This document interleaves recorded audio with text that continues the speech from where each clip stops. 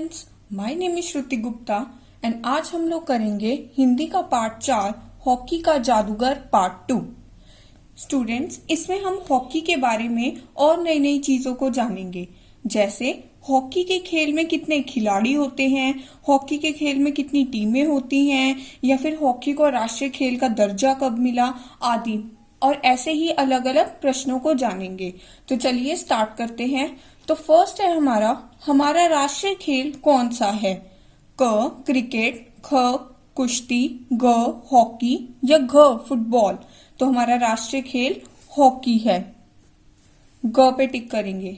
Second, hockey के खेल में कितने खिलाड़ी होते हैं? क 9, ख 12, ग 8 या घ 11। तो हमारा आंसर है 11, यानी घ। जो हॉकी का खेल होता है उसमें 11 खिलाड़ी होते हैं। थर्ड, हॉकी के खेल में कितनी टीमें होती हैं? क 2, ख 4, ग 3 या घ 1। हॉकी के खेल में 2 टीमें होती हैं जो कि आपस में खेलती हैं। तो आंसर है क, यानी 2 टीमें। और हर टीम में कितने? 11 सदस्य होते हैं जो एक दूसरे के साथ खेलते हैं, यानी टोटल 22।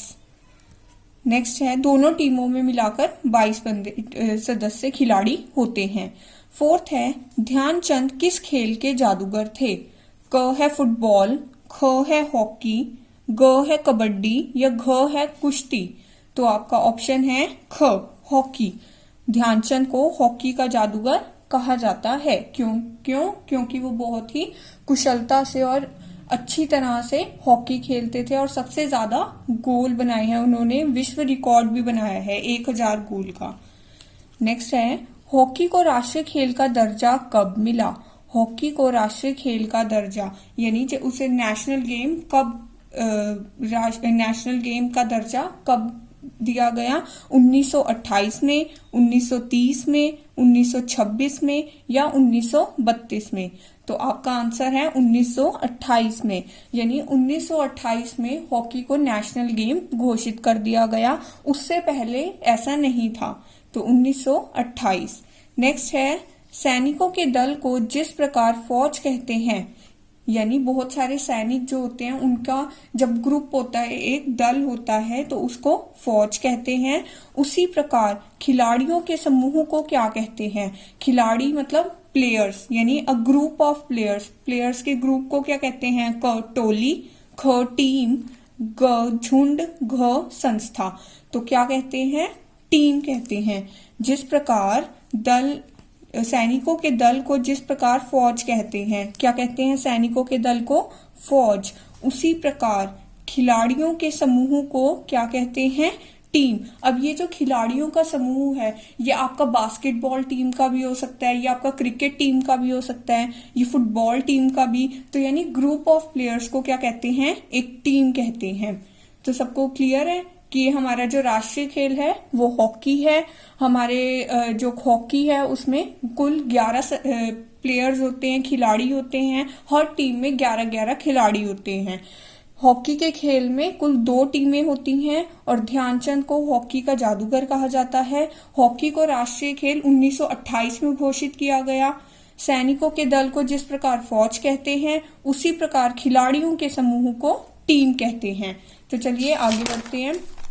नेक्स्ट है, ध्यानचंद का पूरा नाम है क ध्यान सिंह, ख कर्नल ध्यानचंद, ग मेजर ध्यानचंद या घ सूबेदार ध्यान सिंह।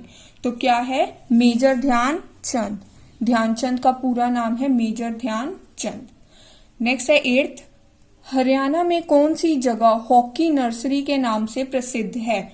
यानी हॉकी नर्सरी के नाम से हरियाणा में ही कौन सी जगह मानी जाती है, प्रसिद्ध है, फेमस है? क शाहाबाद, ख कैथल, ग सोनीपत या घ पानीपत।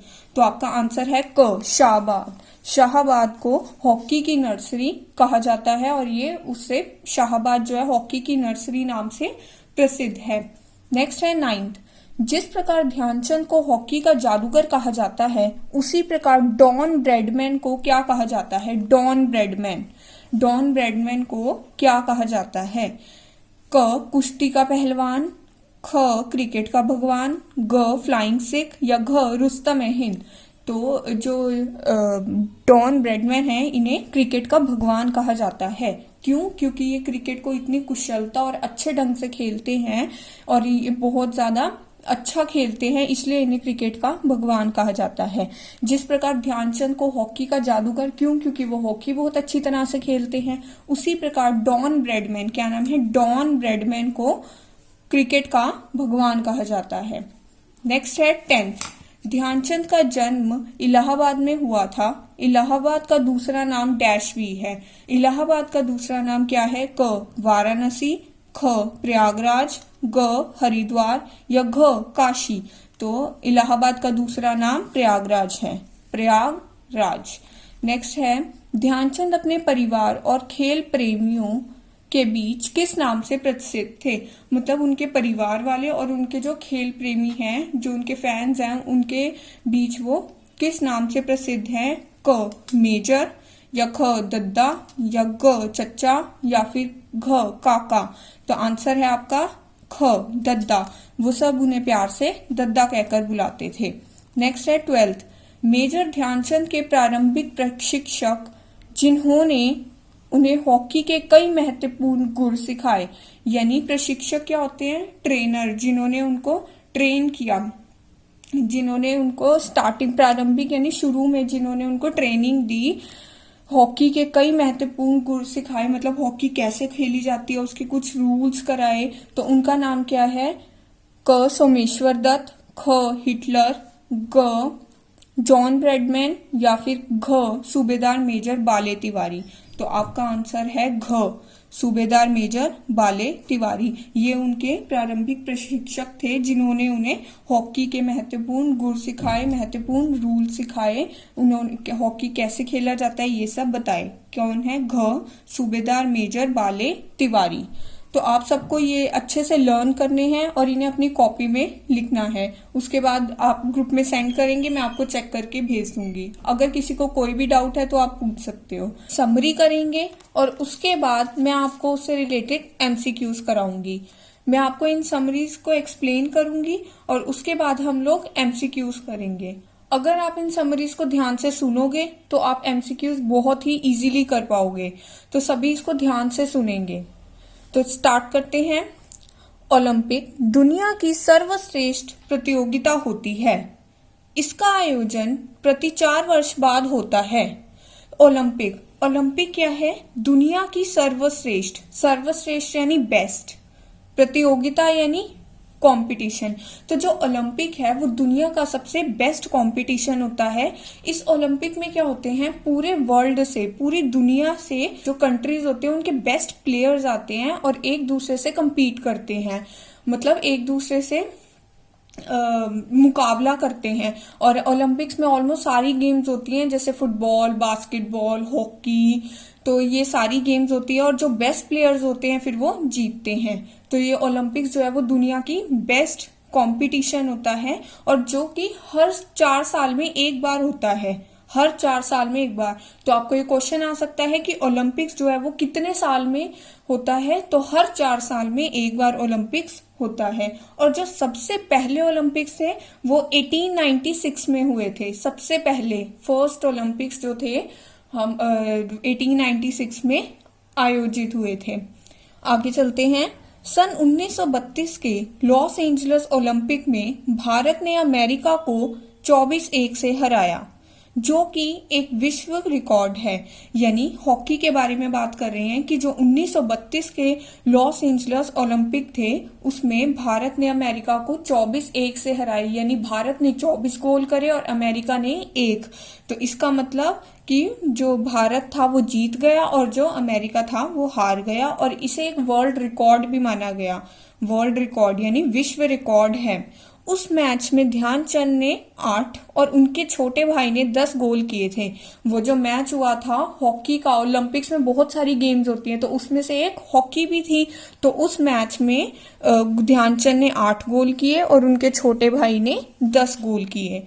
इनके छोटे भाई का नाम रूप सिंह था। तो छोटे भाई का नाम रूप सिंह, क्वेश्चन आएगा ध्यानचंद के छोटे भाई का नाम क्या है, रूप सिंह है। तो ओलंपिक्स क्या होती है, बेस्ट कंपटीशन होता है और जिसमें जो हर 4 साल बाद होता है, पूरे वर्ल्ड की कंट्रीज आती हैं और एक दूसरे से compete करती है और जो बेस्ट होती है वो जीतती है। 1932 में लॉस एंजलिस में भारत ने अमेरिका को 24-1 से हराया, 24-1 से, जिसमें जो कि एक विश्व रिकॉर्ड है। तो नेक्स्ट आता है सन 1956 में ध्यानचंद को पद्म भूषण से सम्मानित किया गया। पद्म भूषण क्या है, थर्ड हाईएस्ट सिविलियन ऑनर है, यानी तीसरा उच्चतम नागरिक सम्मान जो कि भारत सरकार द्वारा दिया जाता है। ऐसे इंडिया में हमारे जो भारत में 4 अवार्ड्स होते हैं जो भारत सरकार द्वारा दिए जाते हैं, जैसे कि पहला है भारत रत्न, दूसरा है पद्म विभूषण, तीसरा है पद्म भूषण और चौथा है पद्म श्री। तो जो ध्यानचंद है उन्हें तीसरा सबसे हाईएस्ट सिविलियन अवार्ड यानी उच्चतम नागरिक सम्मान मिला जो कि था पद्म भूषण। कब मिला, 1956 में, याद रखना है 1956 में पद्म भूषण से सम्मानित किया गया। उनके जन्म दिवस 29 अगस्त को प्रतिवर्ष राष्ट्रीय खेल दिवस के रूप में मनाया जाता है। उनका जन्मदिन कब आता है, 29 अगस्त 1905 में।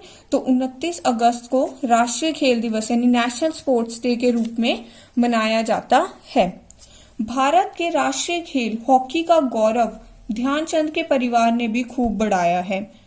उनके पुत्र अशोक कुमार ने सन 1975 के विश्व कप में गोल करके भारत को हॉकी में विश्व विजेता बनाया था। यानी जो हॉकी है ये नहीं कि ध्यानचंद ने ही खेला है, उनके जो परिवार थे, जैसे उनके भाई ने भी करे, छोटे भाई ने करे, रूप सिंह ने, वो भी खेलते थे। तो ऐसे ही जो ध्यानचंद के पुत्र थे, उनके पुत्र का नाम था अशोक कुमार, वो भी एक हॉकी के चैंपियन थे। उन्होंने भी सन 1975 में विश्व कप होता है वर्ल्ड कप, जो कि एक इंटरनेशनल वो कह सकते हैं फुटबॉल टूर्नामेंट होता है, तो उसमें उन्होंने काफी गोल करके भारत को हॉकी में विश्व विजेता बनाया था। विश्व विजेता यानी वर्ल्ड विनर बनाया था। तो जो हॉकी था वो सिर्फ ध्यानचंद खुद ही नहीं बल्कि इनकी फैमिली भी पूरी, इनका पूरा परिवार भी हॉकी खेलता था। इनके भाई का नाम था रूप सिंह, भाई का नाम, छोटे भाई का नाम रूप सिंह और इनके पुत्र का नाम था अशोक कुमार, पुत्र का नाम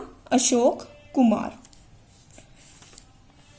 नेक्स्ट है 3 दिसंबर 1989 को दिल्ली के एक अस्पताल में हॉकी के इस जादूगर का निधन हो गया।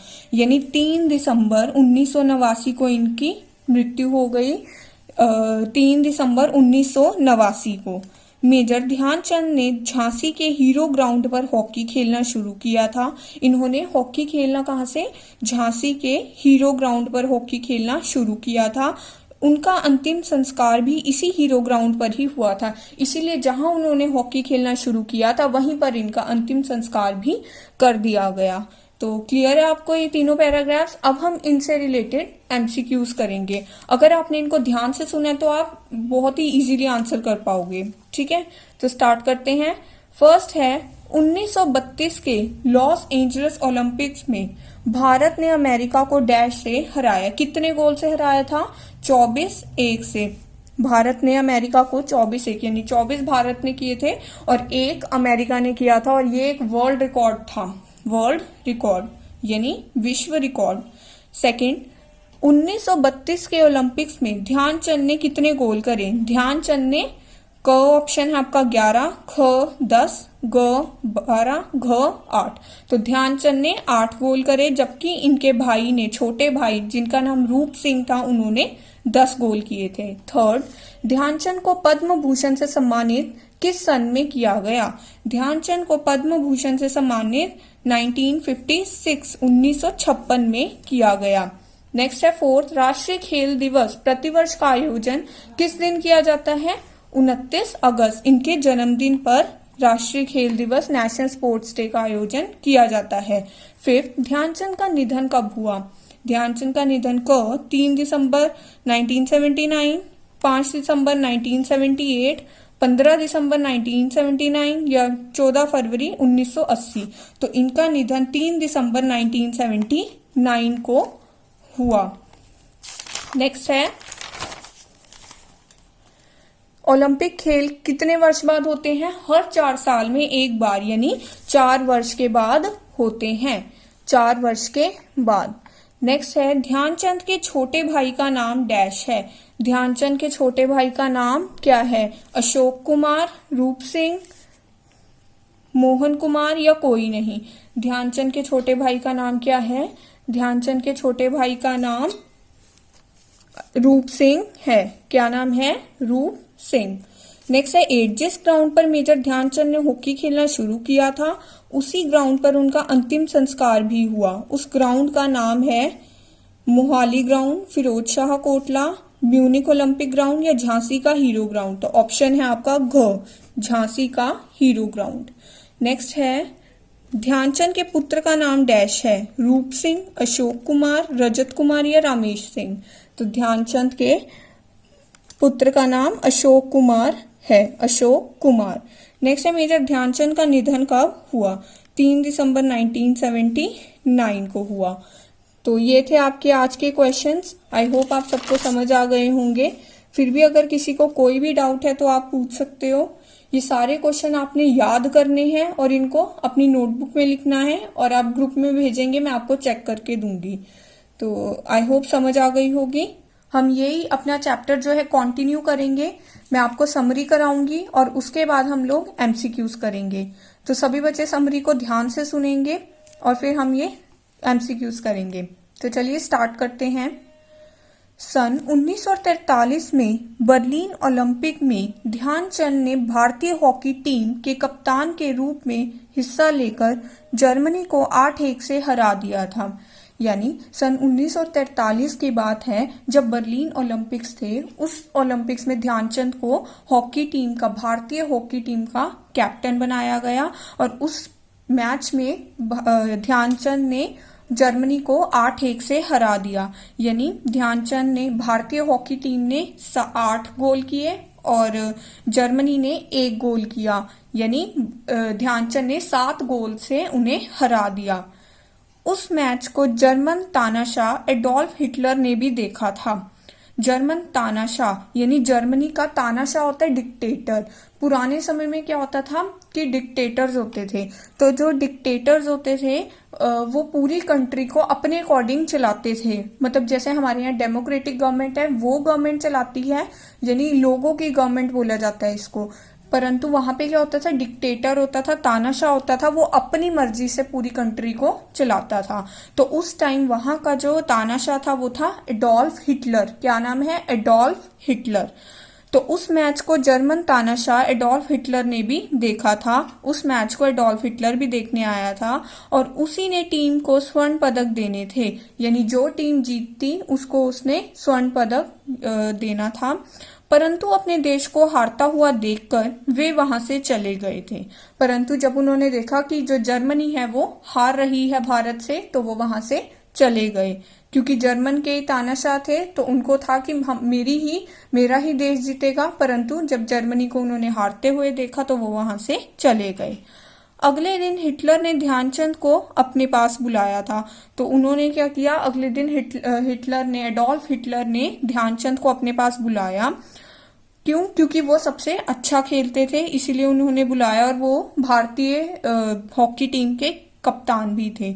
उन्होंने उन्हें जर्मन सेना में एक बड़े पद का प्रस्ताव दिया था। यानी एक जर्मन सेना, अपनी जो एक फौज थी उसमें एक बड़े पद पर का प्रस्ताव दिया, एक बड़ी पोजीशन का ऑफर दिया उनको। लेकिन इन्होंने उसे विनम्रता पूर्वक मना कर दिया।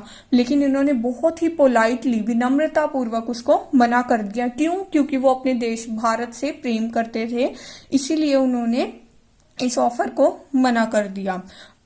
नेक्स्ट है, वियना के एक क्लब में उनकी 4 हाथ वाली मूर्ति भी लगी हुई है। वियना जो कि एक ऑस्ट्रिया में जगह है, यहाँ पर ध्यानचंद की एक 4 हाथ वाली मूर्ति भी लगाई गई है। उनकी ऐसी मूर्ति इसलिए बनाई गई कि 2 हाथों से तो इतने गोल हो ही नहीं सकते जितने ध्यानचंद ने अपने जीवन काल में कर दिए थे, क्योंकि ऐसा माना जाता था कि ध्यानचंद ने अपने जीवन में बहुत ही गोल किए हैं, तो 2 हाथों से तो कोई व्यक्ति इतने गोल कर ही नहीं सकता, इसलिए उनके 4 हाथ बनाए गए। तो कहाँ पर? वियना, ऑस्ट्रिया में है ये जगह। ऑस्ट्रिया में के क्लब में उनकी 4 हाथ वाली मूर्ति भी लगी हुई है। नेक्स्ट है, भारत सरकार ने ध्यानचंद के सम्मान में डाक टिकट जारी किया। डाक टिकट होता है पोस्टेज स्टैंप, यानी ये एक ऐसी टिकट होती है जिसमें हम विद इन अ कंट्री यानी कंट्री के अंदर डाक भेज सकते हैं, लेटर्स भेजते हैं एक दूसरे को, उसके ऊपर एक पोस्टेज स्टैंप लगती है, डाक स्टैंप, डाक टिकट, तो वो होती है डाक टिकट। तो जो भारत सरकार है उन्होंने ध्यानचंद को सम्मान देने के लिए उनके सम्मान में डाक टिकट को जारी किया। तो ये थे हमारी आज की समरी। अब हम करेंगे इसके एमसीक्यूज। तो फर्स्ट है, बर्लिन ओलंपिक किस सन में हुए थे? अभी हमने किया, जो बर्लिन ओलंपिक्स थे वो 1943 में हुए थे। तो ख 1943। नेक्स्ट है ख सेकंड, बर्लिन ओलंपिक में ध्यानचंद की टीम ने जर्मनी को कितने गोल से हराया? क 7, यानी उन्होंने 8 किए, जर्मनी ने 1 किया। नेक्स्ट है ख 6 या घ 5 या घ 9। तो ऑप्शन है क 7 गोल से हराया। भारतीय हॉकी टीम ने 8 किए और जबकि बर्लिन ने कितने? सिर्फ 1 किया। बर्लिन ने 1 किया। थर्ड, बर्लिन ओलंपिक को किस तानाशाह ने देखा था? एडोल्फ हिटलर, थीम संकाराम, थॉमस हिडनबर्ग या पॉल वन? तो एडोल्फ हिटलर, एडोल्फ हिटलर, जो कि जर्मनी का उस समय तानाशाह था। नेक्स्ट है फोर्थ, हिटलर ने ध्यानचंद को अपने पास क्यों बुलाया? क स्वर्ण पदक देने के लिए, ख जर्मन टीम का कप्तान बनाने के लिए, ग जर्मन सेना में बड़े पद का प्रस्ताव देने के लिए या घ कोई नहीं? तो जर्मन सेना में बड़े पद का प्रस्ताव देने के लिए। नेक्स्ट है फिफ्थ, ध्यानचंद की 4 हाथ वाली मूर्ति कहाँ बनाई गई है? क रोम, दिल्ली, लंदन या फिर वियना, ऑस्ट्रिया? तो ऑस्ट्रिया। ध्यान रखना ऑस्ट्रेलिया नहीं है, ये ऑस्ट्रिया है। क्या है? Austria, Austria, Vienna, Austria. Next है, भारत सरकार ने ध्यानचंद के सम्मान में क्या जारी किया? तो भारत सरकार ने ध्यानचंद के सम्मान में स्टिकर, अखबार, डाक टिकट या पत्रिका? तो उन्होंने डाक टिकट जारी किया, डाक टिकट। नेक्स्ट है, ध्यानचंद ने हिटलर के जर्मन फौज में बड़े पद का प्रस्ताव किस कारण ठुकरा दिया? क अपने देश प्रेम के कारण, पैसे कम थे, पद पसंद नहीं था या घर से दूर होने के कारण? तो आंसर है क अपने देश प्रेम के कारण उन्होंने ये प्रस्ताव ठुकरा दिया। नेक्स्ट है एट्थ, हिटलर का पूरा नाम क्या था? Colonel Hitler, major Hitler, Adolf Hitler या Bradman Hitler? Adolf Hitler. Dash सन में बर्लिन ओलंपिक में ध्यानचंद ने भारतीय हॉकी टीम के कप्तान के रूप में हिस्सा लेकर जर्मनी को डैश से हराया? तो आपका आंसर है 1943 में 8-1 से हराया। तो क ऑप्शन। नेक्स्ट है, जर्मन तानाशाह के नाम से कौन जाना जाता है? नेपोलियन, सिकंदर, मुसोलिनी या हिटलर? हिटलर। क्लियर है? तो स्टार्ट करते हैं। एक दिन ध्यानचंद सेंटर फॉरवर्ड की जगह हॉकी के मैदान में खेल रहे थे। तो स्टूडेंट्स, एक बार की बात है कि जो ध्यानचंद है वो सेंटर फॉरवर्ड की जगह, ये क्या होती है? जो हॉकी का मैदान होता है उसके अंदर एक पोजीशन होती है, सब पर्सन्स को अलग अलग जगह खड़ा किया जाता है। उसी प्रकार ध्यानचंद जो थे वो सेंटर फॉरवर्ड, सेंटर मतलब सबसे बीच में और फॉरवर्ड यानी सबसे आगे। तो सबसे आगे ये सेंटर फॉरवर्ड की पोजीशन है। ये अलग अलग आपको दिख रहे हैं, ये एक हॉकी के मैदान में जहां जहां लोगों को खड़ा करते हैं ये वो पोजीशंस हैं। तो ध्यानचंद हमेशा सेंटर में और सबसे आगे सेंटर फॉरवर्ड खेला करते थे। तो एक बार की बात बता रहा है, एक दिन ध्यानचंद सेंटर फॉरवर्ड के मैदान में खेल रहे थे। वे तेजी से आगे बढ़े, वो जल्दी से आगे बढ़े। उन्होंने गेंद को ऊपर की तरफ उठाने के लिए स्कूप किया। स्कूप क्या होता है? हॉकी में बॉल को ऊपर उठाने के लिए स्कूप किया जाता है, यानी बॉल पे जोर से, हॉकी की जो स्टिक होती है उसके अंदर बॉल को लेकर जोर से हिट किया जाता है। तो ध्यानचंद ने किया। गेंद गोल पोस्ट से ऊपर होकर निकल गई, परंतु जो गेंद थी वो गोल पोस्ट से ऊपर होकर निकल गई। देखिए गोल पोस्ट क्या होता है? ये होता है, इसके अंदर गोल किया जाता है। ये नेट सा आप सबको दिख रहा होगा। इसके अंदर जब भी बॉल जाती है, यहाँ पर एक पर्सन खड़ा किया होता है। अब उस पर्सन को बॉल को अंदर जाने से बचाना होता है, बट अगर बॉल अंदर चली गई तो एक गोल होता है, और इसे क्या बोलते हैं? इसे गोल पोस्ट बोलते हैं। तो ध्यानचंद ने जोर से गोल पोस्ट पर स्कूप किया ताकि बॉल गोल हो जाए, परंतु जो गोल था वो नहीं हुआ। सभी को हैरानी हुई, लेकिन ध्यानचंद को इसका दुख हुआ। सभी को हैरानी हुई कि ध्यानचंद ने गोल मारा और गोल नहीं हुआ, ऐसा कैसे हो गया? उन्हें शक हुआ कि कुछ तो गोल पोस्ट में अवश्य गलती है। तो उन्हें लगा कि शायद गोल पोस्ट में ही गलती है। ये जो गोल पोस्ट है, या तो ये छोटा बना हुआ है या तो कोई इसमें गड़बड़ है।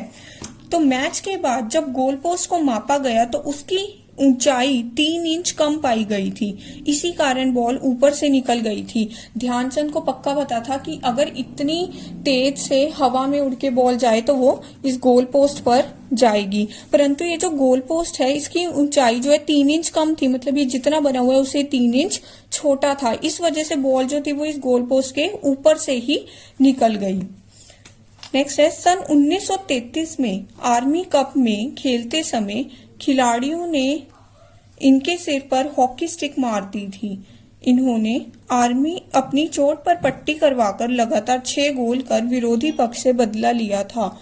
यानी 1933 में आर्मी कप में खेलते समय एक खिलाड़ी ने इनके सिर पर हॉकी स्टिक मार दी, पर इन्होंने ये नहीं है कि खेलना छोड़ दिया। इन्होंने क्या किया? अपनी चोट पर पट्टी करवाकर लगातार 6 गोल मारे और विरोधी जिनके भी ऑपोजिट खेल रहे थे उससे बदला लिया। नेक्स्ट है, सेंटर फॉरवर्ड की जगह खेलते हुए ध्यानचंद ने अपने जीवन काल में 1000 गोल किए थे। यानी सेंटर फॉरवर्ड, अभी आपको पोजीशन बताई, सबसे बीच में और सबसे आगे खेलते हुए इन्होंने अपने जीवन काल में कुल 1000 गोल किए। 1000 गोल किए। यह विश्व रिकॉर्ड है और ये एक वर्ल्ड रिकॉर्ड है। नेक्स्ट है, क्रिकेट में यदि ऑस्ट्रेलिया के बल्लेबाज डॉन ब्रैडमैन को भगवान कहा जाता है, तो वहां हॉकी के क्षेत्र में यही स्थान ध्यानचंद को दिया गया है। यानी क्रिकेट में जो क्रिकेट का भगवान किसे कहा जाता है? ऑस्ट्रेलिया के बल्लेबाज यानी बैट्समैन है डॉन ब्रैडमैन। ऑस्ट्रेलिया के बल्लेबाज डॉन ब्रैडमैन को क्रिकेट का भगवान कहा जाता है। उसी प्रकार हॉकी के क्षेत्र में भगवान किसे कहा जाता है? हॉकी का जादूगर किसे कहा जाता है? ध्यानचंद को। ध्यानचंद को। तो आई होप आप सबको ये चीज समझ आ गई होगी। अब हम इसके कुछ एमसीक्यूज करते हैं। नंबर फर्स्ट, ध्यानचंद को हॉकी के खेल में किस जगह में खेला करते थे? Goalkeeper, back forward, centre forward, कोई नहीं। उनको सेंटर फॉरवर्ड, सेंटर में और सबसे आगे रहकर वो खेला करते थे। नेक्स्ट है, गोल ना होने पर गोल पोस्ट की ऊंचाई मापी गई तो वह कितनी कम थी? 2 इंच, 3 इंच, 4 इंच या 3.5 इंच। तो जब गोल पोस्ट की ऊंचाई मापी गई तो वो 3 इंच कम थी। नेक्स्ट है, सेंटर फॉरवर्ड से खेलते समय ध्यानचंद ने अपने जीवन काल में कितने गोल किए? कुल 1000 गोल किए। सेंटर फॉरवर्ड से खेलते समय ध्यानचंद ने अपने जीवन में कुल 1000 गोल किए। फोर्थ, डॉन ब्रैडमैन का संबंध किस खेल से है? क्रिकेट से। किससे? क्रिकेट से। उन्हें क्रिकेट का भगवान कहा जाता है। फिफ्थ, जिस प्रकार ध्यानचंद को हॉकी का जादूगर कहा जाता है, उसी प्रकार डॉन ब्रैडमैन को डैश कहा जाता है? क्रिकेट का भगवान। क्रिकेट का भगवान। नेक्स्ट है, मिल्खा सिंह को डैश कहा जाता है? क्रिकेट का भगवान या फ्लाइंग सिख? फ्लाइंग सिख। ये है मिल्खा सिंह। इन्होंने इंटरनेशनल रेसेस, बहुत सारी इंटरनेशनल रेसेस जीती हैं। ये एक एथलीट हैं और इन्हें फ्लाइंग सिख कहा जाता है। ये है मिल्खा सिंह। मिल्खा सिंह। नेक्स्ट आता है